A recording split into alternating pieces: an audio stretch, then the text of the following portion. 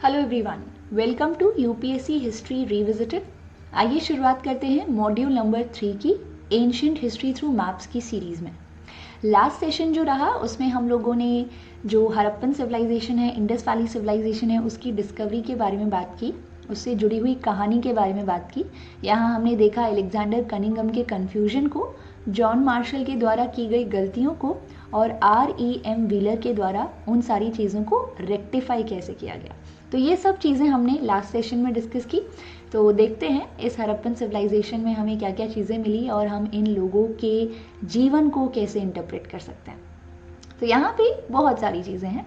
यहाँ पर एक तरह से अगर आप देखेंगे तो ये कुछ इम्पॉर्टेंट साइट्स हैं जो कि इस हड़प्पा सभ्यता से जुड़ी हुई है और ये वेरियस आर्टिफैक्ट्स जो इन एरिया से पाए गए। तो हम एक एक करके उनके बारे में बात करेंगे और जानने की कोशिश करेंगे कि उनकी क्या इम्पोर्टेंस रही। यहाँ सबसे पहले हम लोग बात करेंगे शोरतुगई, अफ़गानिस्तान में है, जो आज के प्रेजेंट डे अफ़गानिस्तान में है, जो बिल्कुल ऊपर आप यहाँ पे देख पा रहे होंगे। तो जो शोरतुगई है ये फेमस है लैपिस लज़ूली के लिए। लैपिस लज़ूली एक तरीके का पत्थर है जो कि आप फिलहाल इस पिक्चर में देख पा रहे होंगे। ये एक प्रीशियस स्टोन है जिसका इस्तेमाल हड़प्पा सभ्यता के लोग बहुत सी चीज़ों को करने के लिए करते हैं, मतलब यूज़ करते थे उसका बीड मेकिंग में, यानी कि मोती बनाने के लिए इस लैपिस लज़ूली का इस्तेमाल होता था। काफ़ी तरह से पॉलीक्रोम पॉटरी जो है उसको रंगने के लिए भी इसको पाउडर फॉर्म में यूज़ किया जाता था। तो ये है शोरतुगई से लैपिस लज़ूली। उसके बाद यहाँ पर आपको हड़प्पा देखने को मिलेगा। हड़प्पा जो है इस सभ्यता की पहली साइट है जो एक्सकेवेट की गई थी एंड इसी वजह से इस पर्टिकुलर इंडस वैली सिविलाइजेशन को हड़प्पन सिविलाइजेशन भी कहा जाता है। हड़प्पा से आपको बहुत से आर्टिफैक्ट्स देखने को मिलेंगे। ब्यूटीफुल यहाँ पे डोमेस्टिक आर्किटेक्चर आपको देखने को मिलेगा एंड प्रॉपर प्लान टाउन्स आप देखेंगे। यहाँ हड़प्पा जो है वो भी अपने आप में एक बहुत ही प्रॉपर प्लान टाउन था। उसके बाद नेक्स्ट यहाँ पर बनवाली आता है। Why Banawali is important? Banawali अपने आप में एक इम्पॉर्टेंट साइट क्यों है? क्योंकि यहाँ पर हमें टेराकोटा का प्लॉशेयर मिला। बेसिकली टेराकोटा का मतलब होता है बर्न्ड क्ले, यानी कि हमें क्ले का बना हुआ, मिट्टी का बना हुआ एक हल मिला है। Now the point is may be उस समय में जो हल था वो लकड़ी का हुआ करता होगा जो कि अब तक नष्ट हो चुका होगा। तो ये जो मिट्टी का प्लॉशेयर है ये हमें इस ओर इशारा करता है कि ये लोग खेती यानी एग्रीकल्चरलिस्ट भी थे, ये खेती भी किया करते थे। मे बी प्राइमरी ऑक्यूपेशन के तौर पर नहीं, लेकिन हाँ ये ग्रेन्स उगाया करते थे और बनवाली से हमें यही पता चलता है। इसी के साथ साथ जो कालीबंगन है, कालीबंगन क्यों इम्पॉर्टेंट है? बिकॉज कालीबंगन में आप क्या देखेंगे, कालीबंगन इज समथिंग जहाँ पर आपको प्लॉड फील्ड देखने को मिलेगी। प्लॉड फील्ड मतलब कि वहाँ पे फेरो मार्क्स हैं। आपने कभी देखा हो गांव वगैरह इलाकों में अगर आप कभी जाते हैं तो वहाँ पर आप लोगों को देखने को मिलेगा जो खेतों को जोता जाता है, यानी जो खेतों की टिलिंग होती है। तो इस तरीके से हल होता है, उसको या तो यहाँ पर किसी जानवर के थ्रू खींचा जाता है या आज के टाइम पे तो ट्रैक्टर्स का यूज़ होता है। तो जैसे जैसे वो इस तरह से टिलिंग होगी वैसे वैसे वो पीछे निशान छोड़ते जाएंगे। मिट्टी जो अंदर है जो काफ़ी फर्टाइल है उसको ऊपर लाने के लिए वो टिलिंग होती है। तो यहाँ जो कालीबंगन है वहाँ पर हमको फेरो मार्क्स मिले हैं, यानी कि प्लॉट फील्ड के हमें एविडेंसेस मिले हैं, यानी कि वाकई में इस पर्टिकुलर पीरियड के लोग जो थे वो खेती भी किया करते थे। इसके बाद जो नेक्स्ट यहाँ पर आपको साइट देखने को मिल रही है दैट इज़ राखी गढ़ी।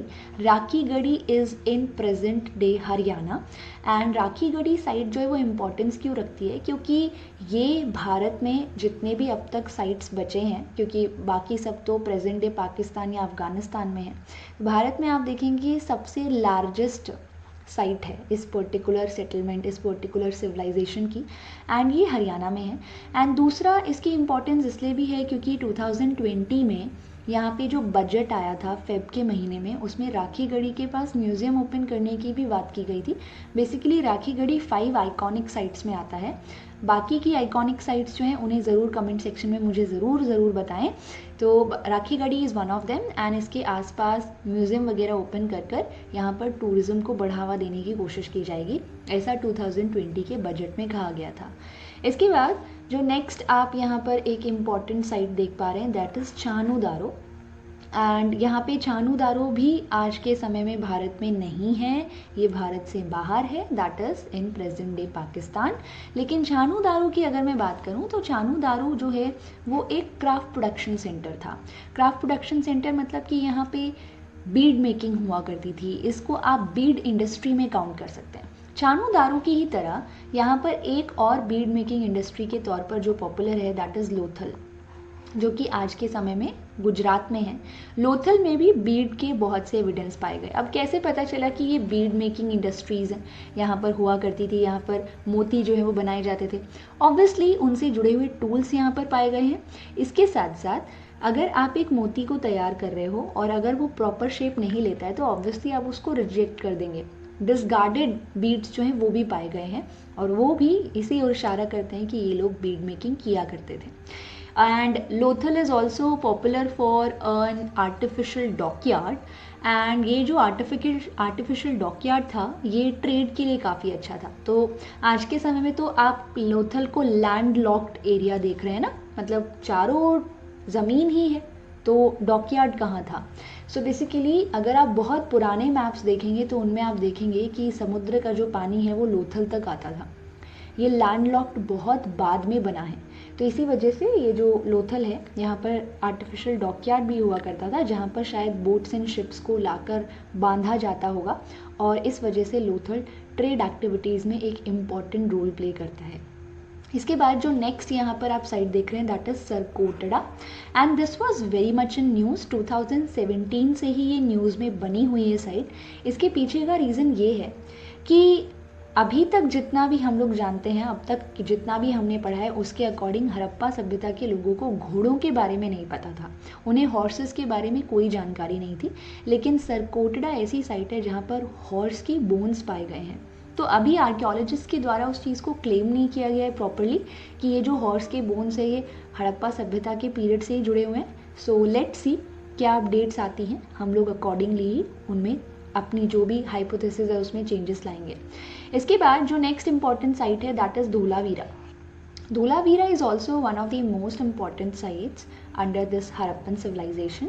इसके पीछे का रीज़न ये है कि नॉर्मली जितनी भी हड़प्पन साइट्स आप देखेंगे उनमें जितने भी टाउन्स एक तरह से इन साइट्स में आप देखेंगे वो सारे टाउन्स जो हैं वो वेल प्लान्ड टाउन्स थे, प्रॉपर ड्रेनेज सिस्टम, ब्यूटीफुली यहाँ पर फोर्टिफाई भी किया जाता था उन टाउन्स को। और वो टाउन्स दो पार्ट्स में डिवाइडेड होते थे। दो टाउन्स में पार्ट्स में कैसे डिवाइडेड आप देखेंगे, एक तरीके से you will see this thing कि यहाँ पर अपर टाउन और लोअर टाउन, एक जो यहाँ पे टाउन है उसके दो हिस्से हुआ करते थे, यहाँ पर अपर और लोअर टाउन। तो अपर और लोअर टाउन जो है वो फोर्टिफाई भी होते थे। लेकिन धोलावीरा इज़ एन एक्सेप्शन, ये दो पार्ट्स की बजाय 3 पार्ट्स में डिवाइडेड था। इसमें लोअर टाउन भी है, मिडिल टाउन भी है, अपर टाउन भी है। इसके बारे में हम और डिटेल में लेवल 2 में जानेंगे। इसके बाद जो नेक्स्ट एक इम्पॉर्टेंट साइट आती है दैट इज़ सुटका गेंदोर। ये इम्पॉर्टेंट इसलिए है क्योंकि ये वेस्टर्न मोस्ट साइट है इस पर्टिकुलर सिविलाइजेशन की। ओके इसके बाद Balakot is also one site जो मैंने इसमें मार्क तो नहीं की है but let me show you. Balakot is important क्योंकि यहाँ पर शेल्स पाए जाते थे, तो ये भी क्राफ्ट प्रोडक्शन सेंटर था। बेसिकली एक क्राफ्ट प्रोडक्शन सेंटर के तौर पर तब्दील किया गया था, इस्टेब्लिश किया गया था क्योंकि रॉ मटेरियल जो शेल्स हैं वो लोकली अवेलेबल थे। इसके बाद Mohenjodaro is also very important. Mohenjodaro में आपको प्रीस्ट किंग, ये जो स्कल्पचर आप स्क्रीन पर देख रहे हैं, ये स्कल्पचर जो है वो देखने को मिलेगा जो यहाँ से पाया गया। अगर आप इस प्रीस्ट किंग को ध्यान से देखेंगे तो you can see this thing, कितनी ब्यूटीफुल तरीके से इसको बनाया गया है। तो ऑब्वियसली हड़प्पा सभ्यता के जो लोग हैं उनकी स्किल्स इस स्कल्पचर में झलक रही हैं, मतलब वो कितनी स्किलफुल आर्टिशंस थे। इसके साथ अगर आप इनके ट्रिफॉइल शॉल को देखेंगे जो कि बॉडी को कवर कर रहा है प्रीस्ट किंग के, तो ये जो ट्रिफॉइल शॉल है ये इस ओर भी इशारा करती है कि ये लोग काफ़ी हद तक फैशन कॉन्शियस रहे होंगे। ओके इस कल्चर का नाम प्रीस्ट किंग क्यों पड़ा, it's not that very clear, क्योंकि अगर आप इस कल्चर को ध्यान से देखेंगे तो इसमें बहुत सारी चीज़ें उसने पहनी है। ट्रिफॉइल पैटर्न की शॉल है, फिलेट्स है, आर्मलेट्स हैं, काफ़ी सारी चीज़ें पहनी है। तो उस हिसाब से एक इम्पॉर्टेंट, एक आम व्यक्ति तो ये लगता ही नहीं है, बहुत ही इंपॉर्टेंट व्यक्ति लग रहा है ये। तो इस हिसाब से काफ़ी सारे हिस्टोरियंस ने इसको किंग कहा, लेकिन काफ़ी हद तक अगर फेशियल एक्सप्रेशंस देखेंगे तो काफ़ी काम है, उस हिसाब से ये प्रीस्ट भी लगता है। तो कोई कंक्लूजन तक नहीं पहुंच पाए, इसी वजह से इसका नाम प्रीस्ट किंग रख दिया गया। इसके बाद मोहनजोदड़ो में आपको डांसिंग गर्ल, ये ब्रॉन्ज का स्कल्पचर भी देखने को मिलेगा। एंड डांसिंग गर्ल का स्कल्पचर मिला है तो शायद डांस, म्यूज़िक एंड फेस्टिवल्स जो है वो भी इनके जीवन का एक बहुत बड़ा हिस्सा रहे होंगे। तो ये कुछ इम्पॉर्टेंट साइट्स थी, इनसे हमें ये पता चला कि हाँ, ये खेती किया करते थे। डांस, म्यूज़िक, फेस्टिवल इनके जीवन का इम्पॉर्टेंट पार्ट था। फैशन कॉन्शियस लोग थे, ट्रेड एक्टिविटीज़ में काफ़ी ज़्यादा इन्वॉल्व थे और अच्छे क्राफ्ट्समैन भी थे, अच्छे स्किलफुल वर्कर्स भी थे ये। और ये काफ़ी हद तक अर्बन लाइफस्टाइल ही जिया करते थे। काफ़ी हद तक इनके जो टाउन्स थे वो वेरी वेल प्लान्ड टाउन्स जो है वो हम कह सकते हैं। ओके, सो यहाँ पर आप कालीबंगन में देख सकते हैं वो प्लॉट फील्ड की पिक्चर जो है अब आप देख पा रहे होंगे। Now let's talk little bit more about this Harappan civilization. एक क्वेश्चन यहाँ पर ये उठता है, जब जॉन मार्शल ने पूरी दुनिया को बताया हड़प्पा सभ्यता के बारे में, तब उन्होंने एक बात कही थी कि ये हड़प्पा सभ्यता जो है वो इसलिए भी इम्पोर्टेंस रखती है क्योंकि ये मेसोपोटामियन सिविलाइजेशन के कंटेम्प्रेरी रही है। मेसोपोटामियन सिविलाइजेशन हड़प्पा सभ्यता से पुरानी थी और हड़प्पा सभ्यता से ज़्यादा लंबे समय तक आप इसको आगे बढ़ते हुए देखेंगे। तो हड़प्पा सभ्यता जो है उसका अगर टाइम पीरियड अगर आप कंपेयर करेंगे मेसोपोटामियन सिविलाइजेशन से तो वो छोटा है और वो इसके बीच में पड़ता है। तो मेसोपोटामियन सिविलाइजेशन के बारे में आखिर हमें क्यों डिस्कस करना चाहिए in context of this Harappa सभ्यता? द पॉइंट इज, यहाँ पे बहुत सारे ऐसे एविडेंसेस पाए गए हैं जिसके आधार पर हम ये कह सकते हैं कि हड़प्पा सभ्यता के जो लोग हैं वो डिस्टेंट लैंड्स, दूर दराज के जो इलाके थे उनसे भी कॉन्टैक्ट्स रखते थे। एंड मेसोपोटामियन सिविलाइजेशन के बारे में अगर हम बात करें तो इससे जुड़े हुए काफ़ी एविडेंसेस हैं। सबसे बड़ा एविडेंस है यहाँ मेसोपोटामियन टेक्स्ट जो हैं। हालांकि इंडस वैली स्क्रिप्ट जो है उसे तो अब तक हम डिसाइफर नहीं कर पाए हैं, लेकिन मेसोपोटामियन टेक्स्ट में जो स्क्रिप्ट का इस्तेमाल हुआ था उसको प्रॉपर तरह से डिसाइफर कर लिया गया है। सो द पॉइंट इज, उसको डिसाइफर करने के बाद जब उन टेक्स्ट को पढ़ा गया तो उसमें यहाँ पर एक साइट थी जिसका नाम था मिल्लुहा, और उसका जिस तरह से डिस्क्रिप्शन उन बुक्स में दिया गया है उससे यही लगता है कि मिल्लुहा कोई और नहीं बल्कि हड़प्पा ही है, जो कि ऑब्वियसली इंडस वैली साइट है। उसमें काफ़ी चीज़ें दी गई हैं कि वहाँ पे कार्नेलियन का पत्थर, रेड सैंडस्टोन पाया जाता था, रेड कलर का प्रीशियस स्टोन पाया जाता था, ब्लू कलर का लैपिस लेजुली पाया जाता था, जो कि which is actually very local and very common for this Indus valley civilization. तो हो सकता है जो मेल्लुहा वहाँ जिक्र किया गया है वो मेल्लुहा कोई और ना होते हुए हड़प्पा सभ्यता की जो साइट है हड़प्पा वही हो। So it can happen. लेकिन इसके अलावा भी हमारे पास बहुत से दूसरे एविडेंसेस भी हैं। मेसोपोटामियन सिविलाइजेशन के जो लोग थे वो सिलेंड्रिकल सील्स का इस्तेमाल करते थे। मैं थोड़ी देर में आपको वीडियो भी दिखाऊंगी। सिलेंड्रिकल सील्स का वो इस्तेमाल करते थे और उन सिलेंड्रिकल सील्स के ऊपर जो मोटिव्स पाए गए हैं, जो यहाँ पे पैटर्न या जो भी डिज़ाइन पाए गए हैं, वो हड़प्पा सभ्यता की सील्स पर भी पाए गए हैं। तो ऑब्वियसली इनका ओरिजिन एक ही रहा होगा, या ओरिजिन एक नहीं है तो इनके बीच में किसी ना किसी तरह के कॉन्टैक्ट्स रहे होंगे जिसकी वजह से इन दोनों ही सील्स के ऊपर आपको क्या देखने को मिलता है, एक तरह के motifs. So let me show you cylindrical seal आखिर किस प्रकार की होती है। यहाँ पर आप देखेंगे ये तो हड़प्पा सभ्यता की सील है। Okay, so this is a cylindrical seal, you can see this thing. आप देख पा रहे होंगे इसको किस तरीके से यहाँ पर यूज़ किया जा रहा है, एंड ये देखिए किस तरह का इंप्रेशन जो है वो यहाँ पर बन गया।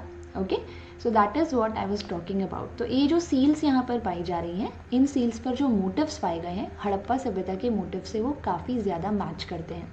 तो इस बेस पर हम कह सकते हैं कि इंडस वैली सिविलाइजेशन के लोग यहाँ पर इनलैंड ट्रेड तो करते ही थे, लेकिन इसके साथ साथ वो दूर दराज के बहुत से दूसरे इलाकों से भी जुड़े हुए थे। सो आज के मॉड्यूल में इतना ही। आज हमने हड़प्पन साइट्स, जो इम्पॉर्टेंट साइट्स हैं उनके बारे में थोड़ा बहुत डिस्कशन किया, एंड इसके बारे में और डिटेल में हम लोग ऑब्वियसली लेवल 2 में जानेंगे। एंड नेक्स्ट मॉड्यूल जो है वो बहुत ज़्यादा इंटरेस्टिंग है क्योंकि उस मॉड्यूल से जुड़े हुए कंटेंट के बारे में ज़्यादा डिस्कशन जो है वो आपको कहीं नहीं देखने को मिलेगा, but it's actually very important उस पार्ट को भी समझना। सो मॉड्यूल जो नेक्स्ट मॉड्यूल है उसमें हम लोग चैल्कोलिथिक पीरियड या कैल्कोलिथिक पीरियड के बारे में डिस्कशन करेंगे, which was very much contemporary to mature Harappan civilization, and यहाँ पे मैच्योर हड़प्पन, अर्ली हड़प्पन और लेट हड़प्पन सिविलाइजेशन के बारे में भी बात करेंगे। सो स्टे ट्यून, एंड यहाँ पर आप मुझे अनअकैडमी पर भी फॉलो कर सकते हैं। अनअकैडमी प्लस पर भी मैं लाइव सेशन ले रही हूँ। प्लस का सब्सक्रिप्शन लेने के लिए रिविजिट 10 रेफरल कोड यूज़ करें 10% डिस्काउंट अवेल करने के लिए। सो स्टे ट्यून्ड एंड इस पर्टिकुलर चैनल को सब्सक्राइब करना ना भूलें, वीडियो को लाइक करना ना भूलें। Thank you.